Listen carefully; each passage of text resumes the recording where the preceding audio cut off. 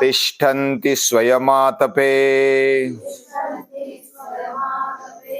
फलान्यपि परार्थाय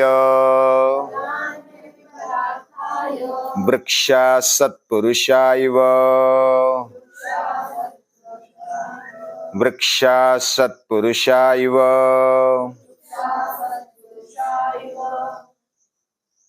जो वृक्ष हमें दिखाई देते हैं, हम तो वृक्षों में ही रहते हैं। वन्य जीव और पक्षी अभयारण्य में हम रहते हैं, और इधर पशु पंछी रहते हैं, और पशु पंछी उधर ही रहते हैं जिधर वृक्ष, वेली, वनस्पति, पानी मौजूद है। सभी जो भी प्राणी है, जीव है, वो उसी का आश्रय लेते हैं जिधर वनस्पतियां है, पानी है और बाकी भी सृष्टि समृद्ध है, उधर ही सभी प्राणी लगभग रहते हैं। वृक्ष के आधार से बहुत सारे प्राणी रहते हैं।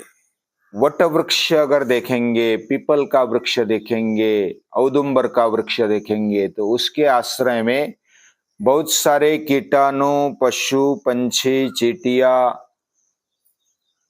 बहुत सारे प्राणी उसके आश्रय में रहते हैं। और वह सत्पुरुष जैसा है, महापुरुष। महापुरुषों में क्या क्या गुण होते हैं?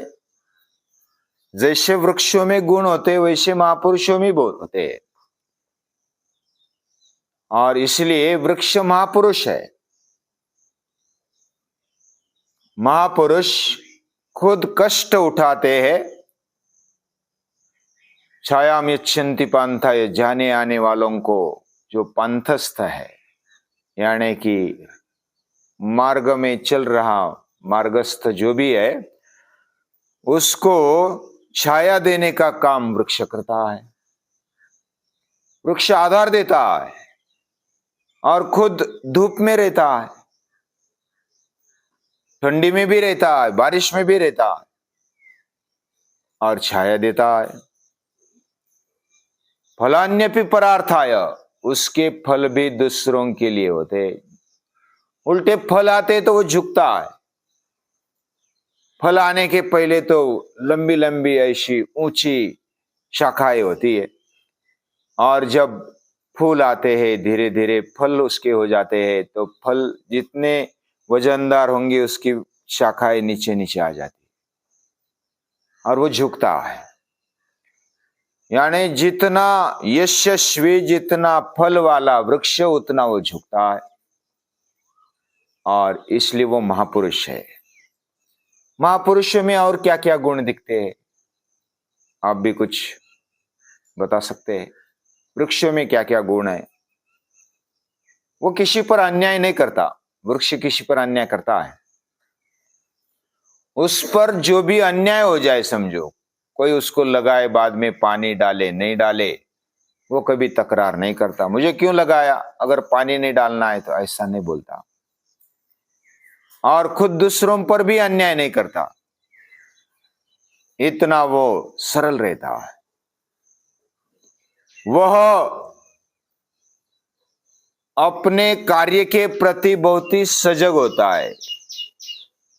कोई पानी डालता नहीं है, कोई खाद नहीं डालता है, कोई उसको कुल्हाड़ी मारता है, तो उसके बारे में वो द्वेष नहीं रखता। वो अपने कार्य पर बने रहता है। वो छाया देता है, पत्ते बढ़ाता है, फूल देता है, फल देता है, लकड़ियां देता है, आश्रय देता है, ये सभी वो देते रहता है। सुगंध भी देता है। यानी वृक्ष के पास से जाएंगे तो अलग प्रकार की सुगंध आती है। महापुरुषों के जीवन में भी सुगंध आती है, यानी उनके कार्य की सुगंध होती है। उनके आसपास रहना चाहिए ऐसा लगता है, उनके विचार सुने ऐसा लगता है, उनके सानिध्य में रहे ऐसा लगता है। तो ये महापुरुष होते हैं, उनका जीवन सुगंधी होता है। वो किसी की बुराई नहीं चाहते। वह कोई भी दुष्ट है, सज्जन है, कोई राक्षस है, कोई देव है, सभी को आश्रय देते हैं। किसी का बुरा भी नहीं करते, बुराई भी नहीं चाहते, अपने मन में भी नहीं चाहते। वह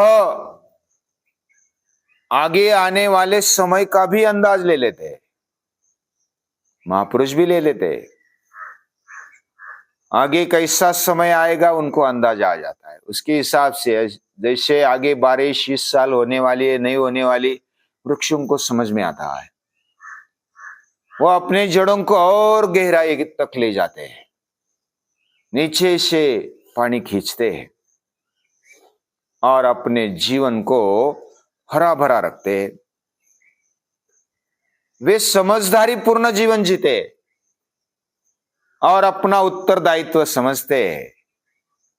मुझे इस दुनिया में जिसने भी पानी दिया, जैसे नारियल को पानी जिसने दिया, वो पानी दिया हुआ याद रखते हैं और आयुष्य भर पानी देते रहते, वो भी मीठा।